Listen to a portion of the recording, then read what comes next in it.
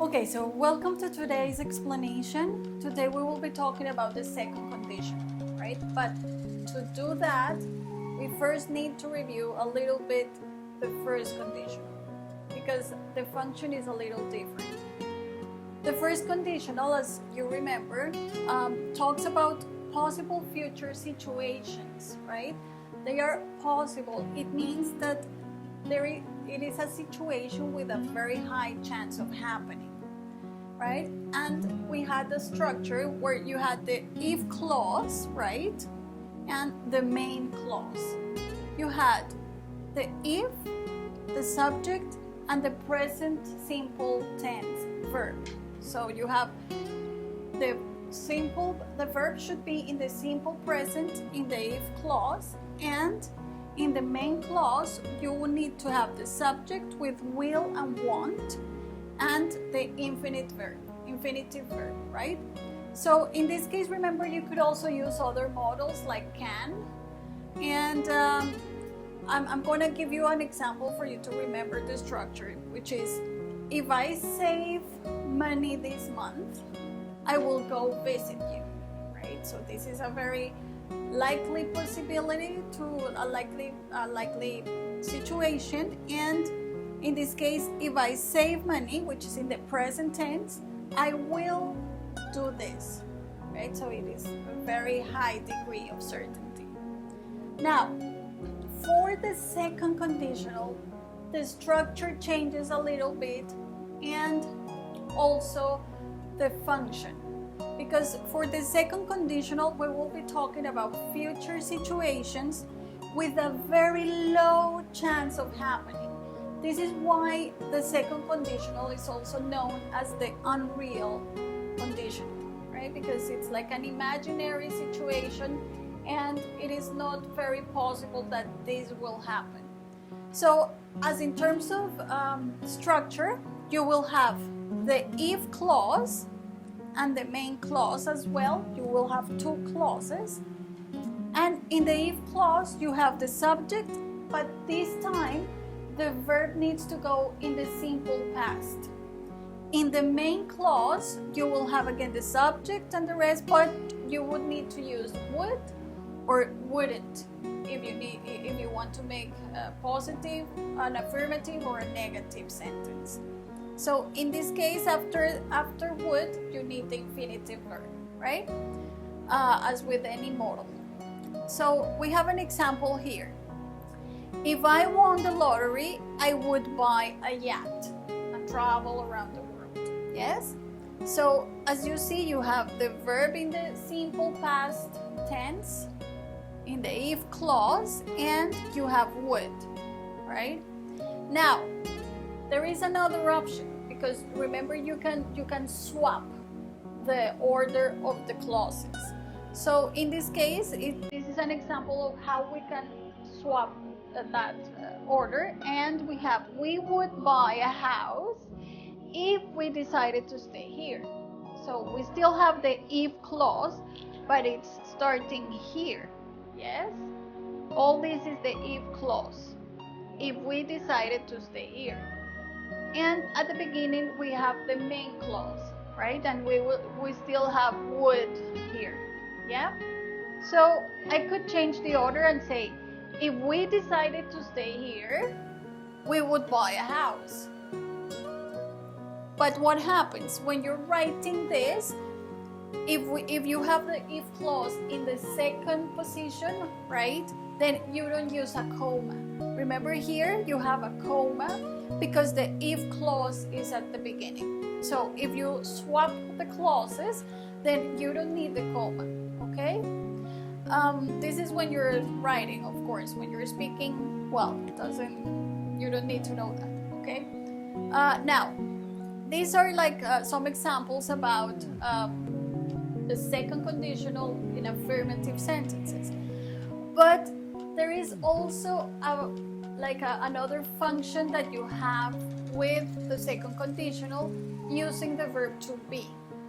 But in this case, the verb to be is always going to be where, not was. So I have one example here.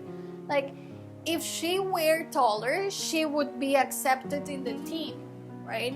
So notice that here you don't have was, but you have were, right? So for every pronoun that you know, you use where. It doesn't matter because this is the subjunctive form. So if you forget and you use she, if she was taller, she would be accepted in the team. Well, people would understand you, right? They wouldn't say anything. But let's say that this is like standard English, and if you're presenting an exam, you would be required to use where. In a spoken context with your friends, it really doesn't matter. But you need to know that the standard or correct form of using language here would be with where. Okay, and she's like in this is one example where you were maybe supposed to use was, but I wanted to do it with she so you could see that you need to use where. Also, the intention in this case, using the verb to be in the second conditional, can change a little bit in terms that you can use this to give a piece of advice to someone. So I can say, if I were you, I would start saving some money, or I would start saving money for the future or for your studies, right? So it's like I'm advising this person that this person needs to start saving some money.